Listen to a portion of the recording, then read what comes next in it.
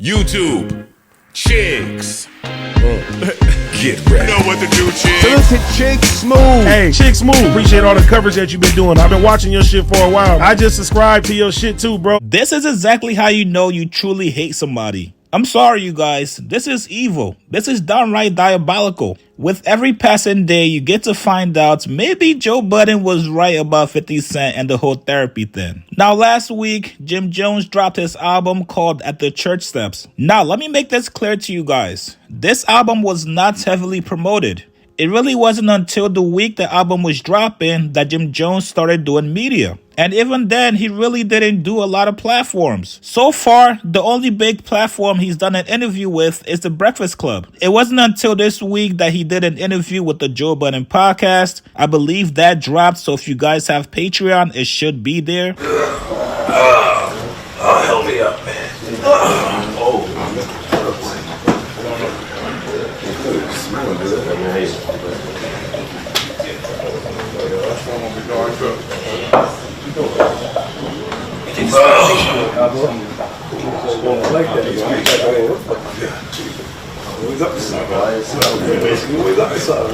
Jim next to Joe, no? We should. How you doing? You alright? Good, yes. Good, you alright?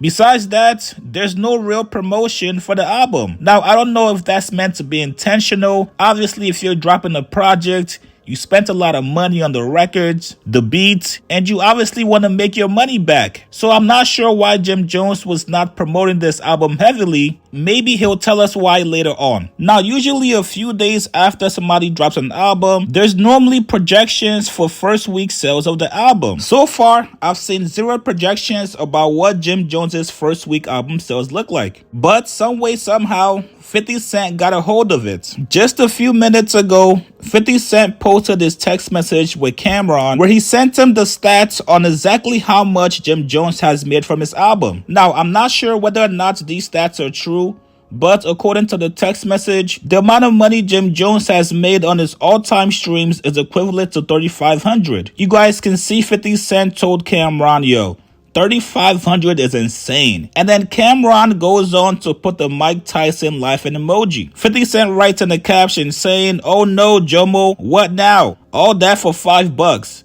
Say sorry to Cam, fool." Now, this is some elite hating right here. This is when you know you really despise somebody. Why and how are you able to keep track of Jim Jones's album sales? This is called preying on somebody's downfall. And if we're keeping it a buck, I don't think Jim Jones is dependent on album sales. I'm sure he knows in the last 5 to 6 years of releasing music that he's probably not going to make a ton from his music. At this point, he's only dropping music for his core fans and he gets his money elsewhere. Just like 50 Cent right now. If he drops an album, it's not gonna sell crazy numbers. His last album before he finally decided to put the mic down didn't really do too well. And again, this is just me keeping it a buck with you guys. If you guys actually listen to the Jim Jones album, it was fire. So I'm not sure if there's a win here by trying to clown him for having low album sales or from not making much from his songs. But I get it, if that's your op, you want to highlight everything negative that's going on with them. Listen, man, you guys get in the comments below. If you guys enjoyed Jim Jones' album, tell me what you guys thought about it. And do you guys think it's right for 50 to be clowning his album sales? Post your comments below. Subscribe to my channel, like this video. I'll see you guys later, man. Off or something, but it just has not been at all. Like, At the Church Steps is a phenomenal body of work, man. God is good. So let's get into the mind frame, because we were talking behind the scenes and we was like, he knows how to make music. Yes, Right. I you know what I was comparing it to? I was comparing it to Rick Ross. Like, Shouts Rick to Ross Rick. just Shouts to musically Rick. got a great ear. Nah, he always got fire. And you the same way. Thank you, man. I appreciate that. That's big. That's big. That's big. I wish the whole world would see it like that. And why don't you think they see it like that? I mean, I don't know, man. You know, I've always been an independent artist. I didn't have most of the promo that most of the major artists have and things like that. You know how I go. But it feels good to be where I'm at right now. I think I'm in a unique place for how long I've been in the game. And to be able to navigate with the youngsters and still have my core fan base and then some new.